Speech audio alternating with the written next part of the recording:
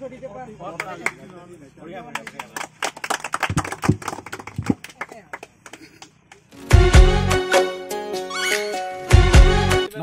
সকলোকে স্বাগতম জনাইছোঁ মোৰ নতুন এটা ভিডিঅ'ৰ মাজত। আৰু বৰ্তমান মোৰ পিছফালে দেখা পালে খুব ধুনীয়াকৈ আচলতে কাৰ্যালয়টো নিৰ্মাণ কৰি আছোঁ। যিহেতু গম পাইছে আপোনালোকে টিপলাই ভকতপাৰা ৰঙালী বিহু সন্মিলনখন আচলতে এইবাৰ 1 বহাগ আৰু 19 বহাগ অৰ্থাৎ 15 এপ্ৰিল আৰু 3 মে দুদিনীয়া কাৰ্যসূচী লৈ আচলতে এইবাৰ আমি আয়োজন কৰিম বুলি ভাবিছোঁ। আৰু আপোনালোকেতো জানেই টিপলাই ভকতপাৰা ৰঙালী বিহু সন্মিলনখন খুব আচলতে ফূৰ্তি হয়, খুব ভাল হয়।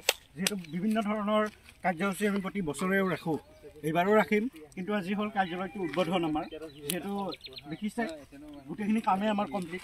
আৰু বৰ্তমান আছোঁ আমি কাৰ্যালয়ত, লগত আছে পলাক। আমি মানে অপেনিং কৰিবৰ কাৰণে ৰখি আছোঁ, মানে আমি নকৰোঁ, মানুহ আহি আছে কিন্তু এটাও নাই। সন্ধিয়া হৈ গৈ আছে, যিমানে বুকুখনত ধপধপকৈ আছে। কাৰণ কিয়নো কি হয়, মোৰ মতে আজিও নহয়, আজি কাটিব ফাইনেল একদম কাটিব। বাকী দেখুৱাই আছোঁ আপোনালোকক পৰিৱেশ যিমানখিনি পাৰোঁ মই সিমানকৈ, গতিকে ভ্লগটো একদম শেষলৈকে চাই থাকিব, একদম ধামাকা পাব গাইছ।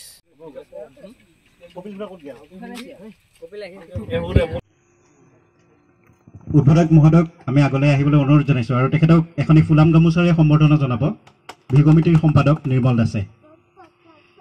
ইয়াৰ পিছে পিছে আদৰণি জনাম আৰু আদৰণি জনাব আমাৰ বিহু কমিটিৰ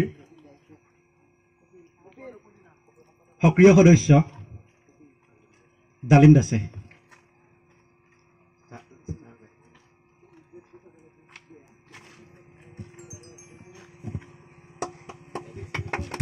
ইয়াৰ পিছে পিছে আমাৰ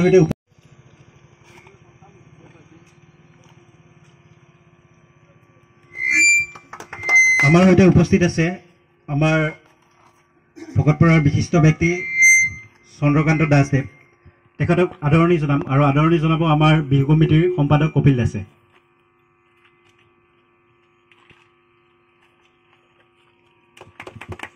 ইয়াৰ পিছে পিছে আজিৰ যি কাৰ্যসূচী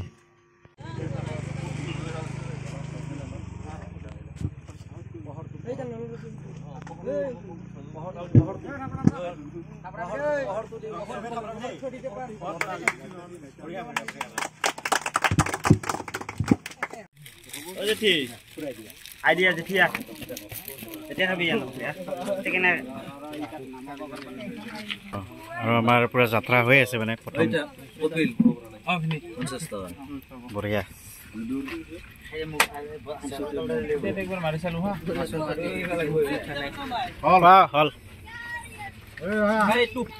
নিজৰ গাৰ ফালে লবি এটা খৰা কিবা খান আছে নহয়।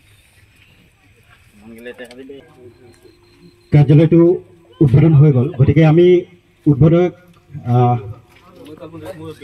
আমাৰ কাৰ্যালয়টো যিহেতু উদ্বোধন হ'ল, আমাৰ লগত আছে কৈৱৰ্ত সমাজৰ সভাপতি ঘনশ্যাম পাঠক ডাঙৰীয়া, আৰু তেখেতৰ পৰা আমি অলপ মন্তব্য আমি জানিম।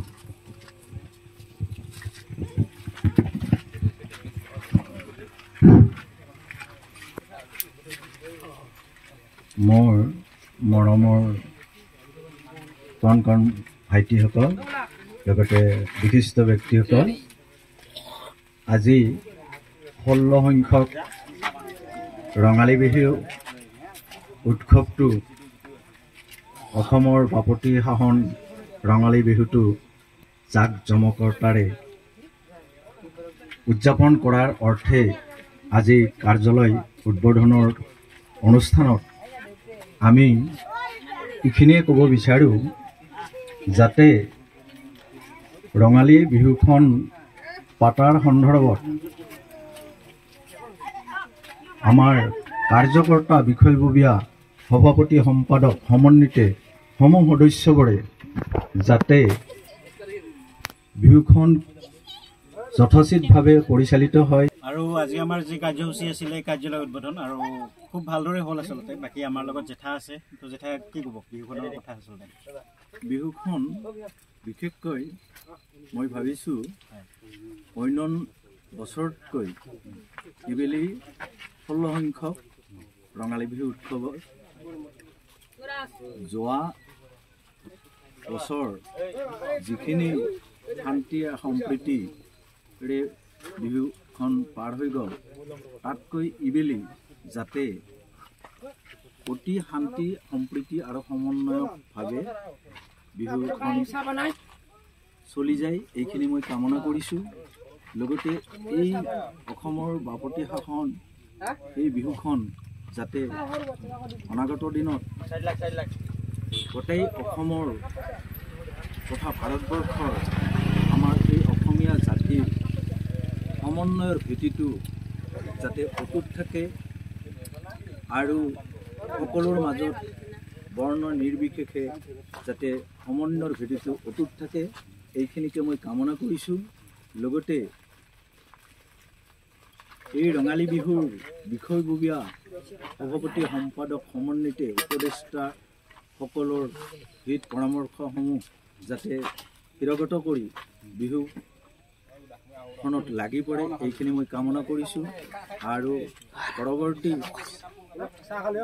যিবোৰ কাম আহি আছে এইবোৰ কাম যাতে নিয়াৰিকৈ কাৰ্যকৰী কমিটিখনে পৰিচালনা কৰি লৈ যায় এইখিনিকে মই কামনা কৰিছোঁ। যাতে আমাৰ এই বাপতি সাহন বিহুখন যাতে ভালকৈ পাৰ হৈ যায়।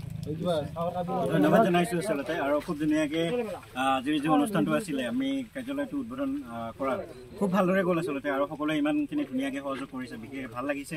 লগতে দুদিনীয়া কাৰ্যসূচী আচলতে 15 এপ্ৰিল 1 বহাগ আৰু 19 বহাগ 19 বহাগ 3 মে' দুদিনীয়া বৰ্ণাঢ্য কাৰ্যসূচী লৈ আচলতে 1 তাৰিখৰ দিনাখন আছে আমাৰ খেল ধেমালি, যিটো আমাৰ জগন্নাথ নামঘৰ প্ৰাংগণতে হ'ব। আৰু 3 মে'ৰ দিনাখন যিটো সাংস্কৃতিক অনুষ্ঠান আমি ৰাখিছোঁ খুব ভাল হ'ব আচলতে। গতিকে সকলোৱে আহিব, যিহেতু আজিৰ কাৰ্যসূচীটো আমাৰ আচলতে কাৰ্যালয় লোৱা।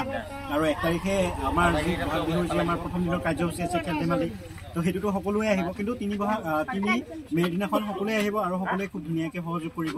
লগতে এইখিনিয়ে কামনা কৰিছোঁ যাতে আজি 16তম বাৰ্ষিক বুলি নহয়, যাতে আমি বিহুখন যাতে অনাগত দিনলৈকে খুব ভালদৰে আমি কৰিব পাৰোঁ। সেইখিনিয়ে আৰু ধন্যবাদ।